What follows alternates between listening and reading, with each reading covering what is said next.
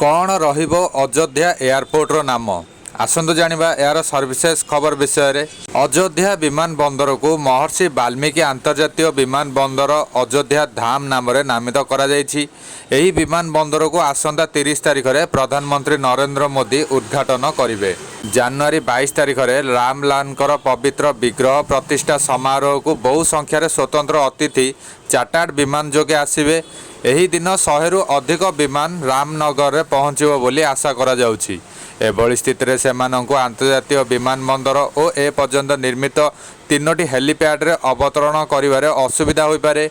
एथिपई वाराणसी, प्रयागराज और गोरखपुर रे विकल्प व्यवस्था करिवा आरंभ करिछि प्रशासन। सूचना योग्य निकट रे अयोध्या रेल स्टेशन नाम परिवर्तन करी अयोध्या धाम रखा जाइथिला। निजे मुख्यमंत्री योगी आदित्यनाथ अयोध्या धाम स्टेशन नामकरण करने को इच्छा प्रकाश करथिले। यापर रेल मंत्रालय अयोध्या जंक्शन नाम बदलाई अयोध्या धाम जंक्शन रखिथिला। बुधवार यार निर्देशनामा जारी होईछि। एही जंक्शन नवीकरण कार्य को भी उद्घाटन करिवे प्रधानमंत्री नरेंद्र मोदी।